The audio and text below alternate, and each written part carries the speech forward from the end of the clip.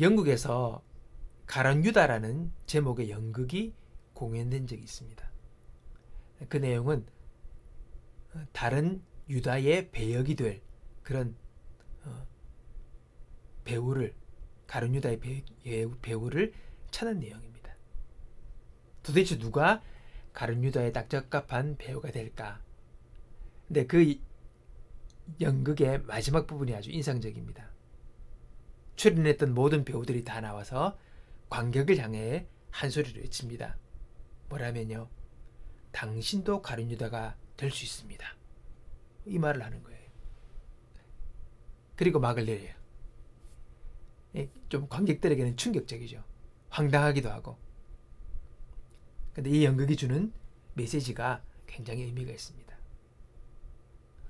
오늘 나도 가룟 유다가 된다는 거예요. 그럴 수 있다는 거죠.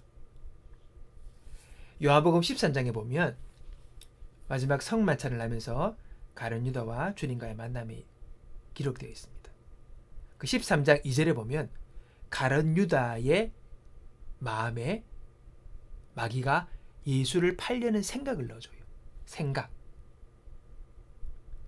유다는 이 생각이 마귀가 주는 줄 몰랐죠.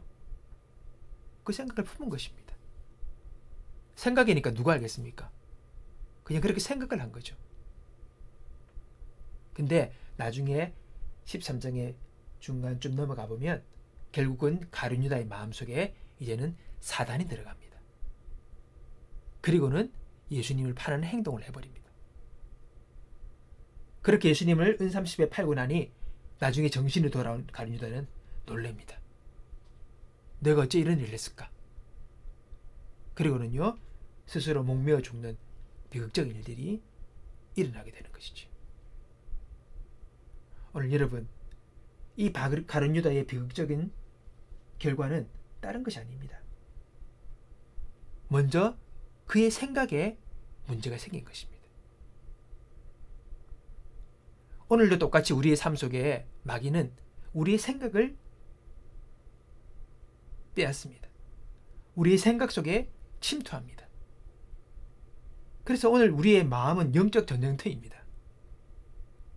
우리는 이것을 알아야 합니다. 이것의 심각성을 또한 우리가 알아야 합니다. 우리는 보통 마음으로 생각하는 것은 별 문제를 삼지 않습니다. 내가 그런 생각을 품고 있는데 내가 실제로 행동한 것도 아니고 누가 보는 것도 아니고 그것이 문제가 된다라고 생각하지 못하는 거죠. 유기성 목사님이 설교 중에 그런 이야기를 하시더라고요. 자기는 이 생각의 중요성이 얼마나 중요한지를 잘 몰랐답니다. 그러면서 내가 왜 이래 영적 침체에 빠지나, 내가 왜 이래 우울해지고, 내가 왜 자꾸 영적으로 메말라가는지 그 이유를 몰랐답니다. 그냥 자기는 위선적인 사람으로만 생각했고 그렇게 생각을 가지고 있었다는 것입니다. 근데 오늘 요한복음 13장의 말씀을 보면 가룟 유다의 마음에 예수를 팔려는 생각을 넣고 나중에는 예수님을 파는 그 가룟 유다의 모습을 보면서 우리의 생각 속에 마귀가 얼마나 많은 쓰레기를 뿌리고 있다는 것을 우리는 알아야 된다는 것입니다. 그걸 깨닫고 난 다음에 목사님은 이 마음, 이 생각을 정리하는 일들을 하기 시작했대요. 그러면서 하나님의 놀라운 은혜를 경험하게 되었다는 이야기를 하셨습니다. 오늘 우리는 우리 마음에 일어나는 생각을 통해서 때로는 좌절이나 우울도 경험합니다. 또는 무기력도 경험합니다. 그러기에 우리는 우리의 생각을 잘 분별하고 살아야 합니다. 마귀가 주는 생각이 있고 주님이 주시는 생각이 있다는 겁니다. 그래서 마음을 지켜야 되는 거죠. 오늘 말씀, 모든 지킬 만한 것 중에 더욱 내 마음을 지키라. 생명의 근원이 이에서 난다. 살고 죽는 것이 거기에 있다는 것입니다. 우리는 이것을 알아야 합니다. 우리가 사회적으로 많은 문제가 있는 보이스피싱, 그거 안 당하려 하잖아요. 조심하고 경계하고 헛된 문자나 생각, 말들 내가 거르잖아요. 그러면서 우리가 신경을 씁니다. 그런데 우리의 마음의 문은 활짝 열어놓습니다. 그래 놓고 마귀가 와서 마음대로 우리 마음을 짓밟고 침투하고 와서 뺏어가도 그냥 두는 거예요. 얼마나 멍청하고 어리석은 일입니까? 완전히 우리의 마음이 마귀의 놀이터가 되어버리는, 우리는 이것을 알아야 합니다. 마귀가 이 생각 저 생각 다 집어주는데 그 생각이 문제라고 생각을 안 하니까 분별 없이 그냥 그걸 받아들이는 겁니다. 그리고 그 생각에 묶여 살아가게 되는 것이지. 나는 예수를 믿는데, 나는 신앙생활 하려는데 왜 이렇게 무기력하고 무절제하고 엉망이 내 삶일까? 왜 영적으로 날마다 빈곤하고 허탈하고 무의미한가? 우리는 분별해야 합니다. 사탄이 생각을 넣어주는 것, 우리는 이것을 분별해야 합니다. 처음에 예수님께서 제 아들을 만나고 제 아들과 떡을 떼고 그리고 발도 씻어주시고 다 합니다. 그러다가 나중에 끝에 너희 중에 누가 하나 나를 팔 것이다 라는 그 이야기를 할 때 다들 황당해했지만 아마 유다는 마음에 뜨끔하지 않았겠습니까?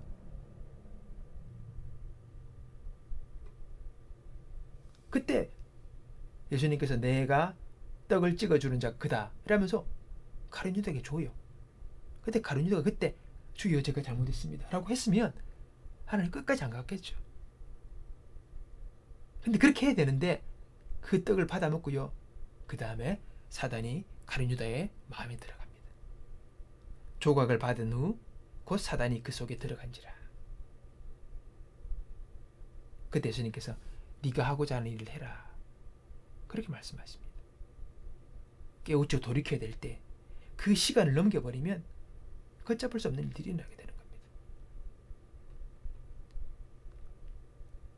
우리의 마음, 이걸 지키는 것이 얼마나 중요한지요. 그래서 우리도 정신을 똑바로 차리고 마음을 지키는 겁니다. 우리가 기도하는 것, 말씀 묵상하는 것, 말씀 보는 것, 예배하는 것, 다 이것이 예수님의 마음으로 우리를 채우는 작업입니다. 주님의 마음으로 우리 마음을 새롭게 하는 작업입니다. 그래서 마귀가 뿌린 씨앗, 마귀가 뿌려놓은 마귀의 생각, 이걸 걸러내는 거죠.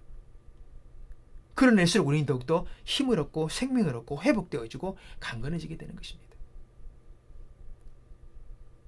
그래서 우리가 정신을 똑바로 차리고 살아야 되는 이유가 거기에 있는 것입니다. 오늘 예수님께서 이들과 식사를 하고 떡을 떼고 만찬을 하신 후에 이들에게 설교하십니다. 무슨 설교를 하시냐? 내가 새 계명을 너에게 준다. 서로 사랑하라. 내가 너희를 사랑한 것 같이 너희도 서로 사랑하라. 너희가 사랑하면 내 제자인 줄 알게 될 것이다. 이 말씀을 설교하십니다. 근데 이 말을요, 이 말씀을, 설교 말씀을 문맥을 놓고 보면 너무 이상한 말씀이에요. 왜냐하면요, 지금 어떤 상황입니까? 이제 곧 예수님이 잡히시게 돼요. 근데 그토록 사랑하셨던 또 섬겼던 당신의 제자들이 자기를 파는 거예요. 배신하는 거예요. 주님 뻔히 알고 계세요. 그 중에 주님께서 그 와중에 이 말씀을 하는 거예요. 내가 너희를 사랑한 것 같이 너희도 서로 사랑하라.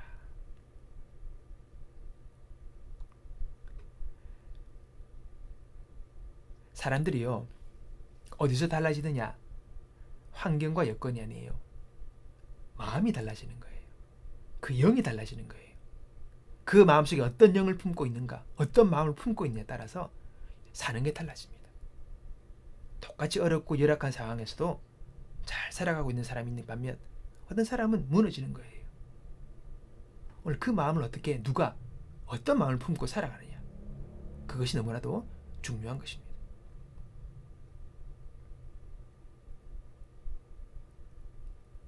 오늘 우리 마음 가운데 우리가 생각하고 확인해야 되는 것, 아무 생각이나 품고 살아서는 아니 될 것입니다. 용서하라, 사랑하라. 그냥 주님께서 말씀하셨는데 우리는 그냥 대수롭지 않게 그 말을 받아들입니다. 근데 우리가 이 용서하고 사랑하는 삶, 이 삶이 바로 우리 주님의 마음이고 주님의 생각이죠. 우리를 위하여, 나를 위하여 십자가에 죽으신 주님의 그 사랑, 그 사랑으로 내가 용서받고 구원받았다.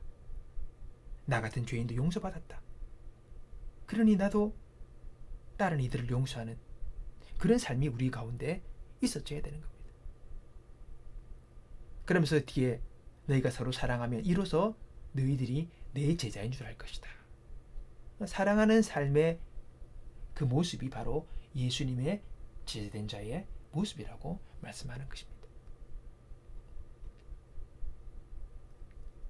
오늘 우리 마음 가운데 주님의 사랑 우리 마음에 품고 그 사랑과 용서를 받은 자로서 또 다른 이들을 용서하고 용납하는 우리의 삶의 역사들이 일어나게 되기를 바라는 것입니다. 오늘 우리 마음 가운데 예를 들어 서로 사랑하고 용납하고 용서하지 못하면 어떻게 되겠습니까?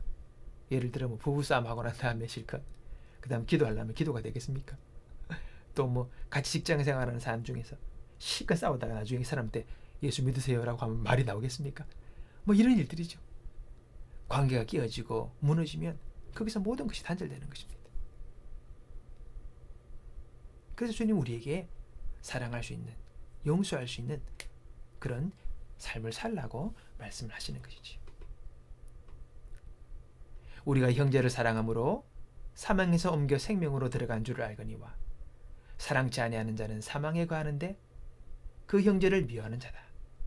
살인하는 자니 살인하는 자마다 영생이 그 속에 거하지 아니하는 줄을 너희가 아는 바라. 오늘 여러분 참 그렇습니다. 힘든데 사랑을 하십니다. 그러나 우리가 이게 딜레마죠. 알긴 아는데 그렇게 살지를 못해요. 근데 그건 누구나 그리스도인들이 겪는 삶의 과정들입니다. 말씀은 받았지만 그 말씀을 실제로 살아가기가 너무 어려운 거죠. 이건 베드로도 마찬가지였습니다. 그때 주님께 베드로가 뭐랍니까? 너희들이 아무도 내 길을 따라올 수 없다 할 때 아닙니다 주님, 흥분하면서 나는 주를 위해서 내 목숨도 바치겠습니다. 진심이었고 간절했고 강렬했습니다. 근데 어떻게 됐습니까? 예수님은 베드로야 그래 참 고맙구나, 니는 그렇게 할 거다 이렇게 안 하시고 네가 나를 위해 목숨 바치겠다고? 내가 너에게 진정으로 말한다. 닭이 굴 전에 너는 3번 나를 모른다 할 거다. 특히 단호하게 말씀하십니다. 여러분 우리가 마음에 소원이 있다고 해서 내가 그렇게 살고자 갈망한다고 해서 다 그렇게 사라지는 게 아닙니다. 그럼 어떻게 합니까? 십자가를 통과한 것입니다. 이 마음의 결심과 그것만 되는 것이 아니라 우리는 십자가를 통과해야 합니다. 그럴 때 우리는 진정 사랑할 수 있는 자로 살아갈 수 있는 것이죠. 그렇게 당당했던 베드로가 계집종의 말에 3번씩이나 주님을 부인하고 나중에는 저주까지도 합니다. 그래서 닭이 울고 그는 꼬꾸라져서 통곡을 하게 되는 것이지. 근데 보세요. 나중에 그는 초대교회의 위대한 사도가 됩니다. 그 연약했던 두려움에 가득 찼던 베드로가 아니에요. 마지막은 주를 위해 순교까지 하는 그런 믿음의 사람으로 바뀌어진 것입니다. 어떻게 그랬습니까? 딴 게 아니에요. 예수님이 베드로의 마음속에 오신 거예요. 성령으로 베드로가 주님을 마음에 모시게 되자 그가 바뀐 겁니다. 예수님을 마음속에 모신다는 게 뭡니까? 예수님의 생각을 내가 품는 거예요. 예수님의 생각을 내가 마음속에 받아들이는 것입니다. 예수님이 내 안에 살아계시자 그때부터 베드로는 바뀌어지게 되는 것입니다. 예수님을 마음속에 모시고 예수의 생명으로 살아가다 보니 위대한 사도의 길을, 순교의 길을 걷게 된 것입니다. 우리도 결심만 한다고 되는 게 아닙니다. 우리가 내 마음속에 내 마음을 지킬 힘은 없지만 주님 해주세요. 주님 도와주세요. 주님 능력 주세요. 그때 예수 그리스도 안에서 우리가 주님의 도우심으로 그렇게 살아갈 수 있는 힘을 얻게 되는 것입니다.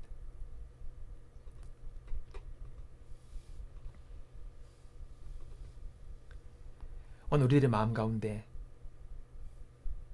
주님을 모시고 살아가는 비결은 날마다 우리가 주의 말씀으로 내 마음을 채우고 주님의 생각으로 내 마음을 채우고 주의 말씀에 내 마음을 고정하는 이 매일에 반복되는 생활을 통하여서 주님께서는 우리를 견고하게 하시고 붙들어 주시는 거예요. 우리 주님이 우리 안에 오시면 우리를 지키세요. 요한일서 5장 18절에 보면 하나님께로서 나신 자가 우리를 지키시고 악한 자가 우리를 만지지도 못하게 하리라. 주님이 우리를 지키시는 거예요. 주님이 우리 마음에 오신 이후에 악한 자가 우리의 마음에 우리의 생각을 지배하지 못하게 하기 위해서 주님이 우리를 지켜주시는데 우리는 어떡합니까? 우리는 양이 목자를 바라보는 것처럼 주님께로 우리의 시선을 맞춰야 합니다. 여러분, 양이란 비유로 우리 성도들을 많이 표현합니다. 성경에 보면. 근데 양이 그렇잖아요. 특별한 어떤 무기가 없어요. 뿔이 있다든지 침이 있다든지 독이 있다든지 그런 게 없어요. 시각도 별로 안 좋고 좀 둔하기도 하고 고집도 세고 여러 가지 열악한 열등한 존재입니다. 근데 양은 목자를 응시하죠. 목자의 소리, 말. 전에 TV를 보니까 양들이 목자가 뭐 휘바람을 슉 부니까 그냥 양들이 확 와요. 그리고는요 문을 여니까 목장 안으로 쭉 들어가요. 양의 그 인도, 양의 그 소리에 목자들이 반응하면서 서로 그렇게 움직이는 거예요. 연약하지만 목자의 인도를 따라가면 양은 안전한 것이지요. 우리는 주님을 바라봅니다. 주님께 우리 시선을 맞출 때에 주께서 주시는 능력이 우리 삶을 이끄시고 인도하시는 것을 경험하게 되는 것입니다. 오늘 너희 안에 이 마음을 품으라. 곧 예수 그리스도의 마음이니. 오늘 여러분 주님의 마음, 주님의 생각 품어 우리들이 주님의 능력으로 살아가는 저와 여러분이 되기를 바랍니다. 지난 콜 모임 때 제가 나누면서 그 한 예화를 이야기했었습니다. 어느 한 친구가 산을 타게 되지요. 산을 타고 가다가 길을 잃습니다. 길을 잃어가지고 정신을 못 차리게 되는 거죠. 어떻게 해야 되나?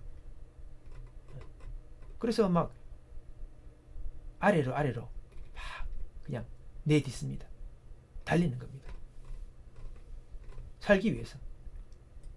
그렇게 막 뛰어가다가 다행히 어느 한 집을 산중에 발견하게 됩니다. 거기서 그가 마친 안장을 풀고 노인과 대화를 하다가 노인이 젊은이에게 충고를 하는 거예요. 여보게 젊은이, 대부분 사람은 산속에서 길을 잃으면 무작정 아래로 내려가면 사는 줄 알고 내려간다네.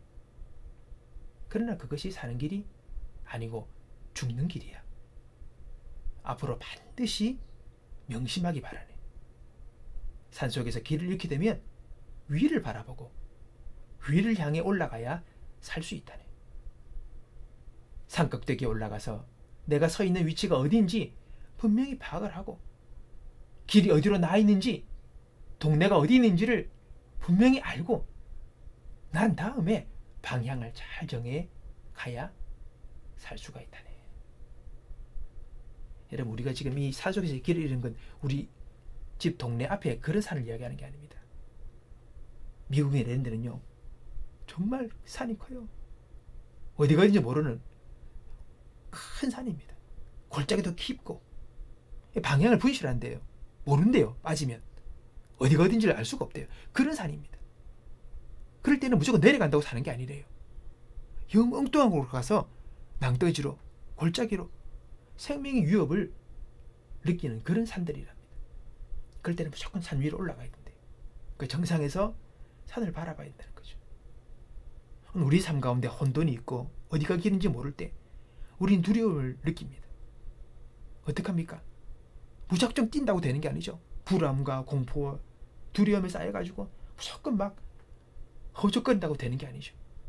주님께로 가야 합니다.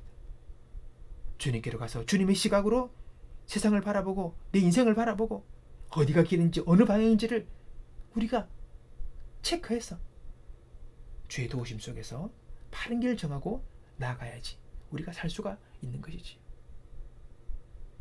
정말 그렇습니다. 오늘 저와 여러분, 우리 마음이 어떻게 관리되고 있습니까? 이 생각 저 생각, 마귀가 주는 생각, 세상이 주는 생각, 온갖 짬뽕으로 엉망이 된 마음을 지금 우리가 갖고 있지 않습니까? 우리는 말씀으로 우리 마음의 생각을 분별해야 합니다. 마귀가 나를 죽이려고 주는 생각인지, 세상이 나를 향하여 타락하라고 주는 생각인지, 이 생각을 분별하고 이 생각을 걸러내야 합니다. 마음 청소가 중요합니다. 그리고 주님의 생각으로 내 마음을 채워 주님과 함께 우리가 살아가게 될 때에 나를 이기고 세상을 이기는 믿음의 역사가 우리 삶 속에서 나타나게 되어지는 것입니다. 제가 어제 저녁 때 단톡방에 글을 올렸습니다. 거기서 브라이언 박 목사님의 그 설교를 통해서 은혜 받은 한 성도가 간증했던 이야기를 제가 올려드렸죠. 그분이 목사님이 늘 회개를 중요하게 말씀하십니다. 회개하라. 회개하는 거 중요하다. 그래서 자기는 뭘 회개되는지 자기가 잘못된 일과 생각들, 태도들을 다 적어서 1년 내내 회개만 했대요. 진짜 아무것도 안 하고 매일 4시간마다 그 회개의 기도문을 넣고 또 반복해서 회개하고 이 기도만 했대. 1년도. 근데 1년 후에 하나님께서 그 가정 가운데 있는 큰 문제들을 해결해 주시고 자녀들의 문제들도 해결해 주시면서 놀랍게 길들을 열어주셨대. 그러면서 그 회개 기도의 중요성을 간증하는 걸 들었습니다. 뭘 한 게 아니죠. 회개 기도한 것만으로도 그렇게. 회개 기도가 뭐냐? 회개라는 것이 그냥 내가 누구 훔쳤다, 도둑질했다, 욕했다 이게 아니라 이걸 회개하는 게 아니라 회개는 그게 작은 한 부분입니다. 내가 하나님의 관점 속에서 어긋난 마음의 생각을, 태도를, 우리의 자세를 바꾸는 거예요. 주님과 함께 교정하는 것입니다. 하나님의 생각, 하나님의 시선, 하나님의 마음을 내가 품어서 내 마음을 새롭게 하는 거예요. 그러면 하나님의 생명의 역사가 내 안에 흘러오는 거예요. 마치 부서져서 어그러진 수도관에 물이 새고 있는데 그럼 내 쪽으로 안 흐르니까 메마르는 거죠. 근데 그 수관을 수리해서 딱 이어만 놔도 수도관에서는 원래 취수장에서 물이 강하게 오잖아요. 원심은. 그 강한 물이 그냥 내가 바르게 연결만 시켜도 힘차게 흐르는 거예요. 지금도 하나님 은혜의 역사는 계속해서 은혜로 내리고 있습니다. 임하고 있습니다. 내가 관점을 바르게 해서 하나님과의 내 마음의 주파수를 탁 맞추면 물이 흐르듯이 우리 삶 속에서도 하나님의 생명 역사가 나타나는 것입니다. 영혼이 잘 되고 범사들이 잘 되고 그리고 우리 영육 간에 강건해진 역사들이 일어나게 되는 것입니다. 내가 뭔가를 해서가 아니라 주님과 바른 관계 속에서 시선을 맞추면 하나님의 큰 은혜를 우리 삶에 베풀어 주시는 거죠. 오늘 저와 여러분의 삶이 그렇게 되기 원합니다. 우리 주님이 오셔서 제일 처음 하신 말씀, 회개하라, 천국이 가까웠다. 공생의 첫 번째 말씀입니다. 무슨 말입니까? 이제 그 인류의 종말이다. 이 의미가 아니에요. 하나님 나라 가까웠다. 이제 가까웠다. 이제 너희 마음을 회개함으로 나와 함께 주파수를 맞추어라. 바르게 교정해라. 잘못된 생각, 잘못된 관점, 잘못된 태도들 바꿔라.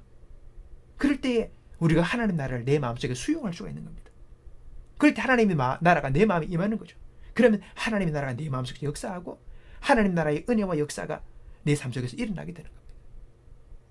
내 마음이 바뀌니 내 말이 바뀌고 내 행동이 바뀌고 그리고 내 온 가정이 바뀌어지는 그런 변화 역사들이 일어나게 되는 것이죠. 주님의 통치가 주님의 다스리심이 있는 그런 가정, 그런 가족, 그런 관계, 오늘날을 통하여 그 하나님 나라가 확장되어지고 물들어지는 역사가 일어나는 그런 일들이 우리 가운데 있게 되길 바랍니다. 더욱 지킬 만한 것보다 내 마음을 지키라. 생명의 근원이 예수 남이라. 오늘 우리를 살리시고 우리를 구원하시고 우리로 하여금 천국의 은혜 가운데서 이 세상을 아름답게 승리 인생을 살게 하시기 위하여 오늘도 우리의 마음을 두드리고 계시는 주님 앞에 반응하는 저와 여러분 되시기를 주님의 이름으로 축복합니다.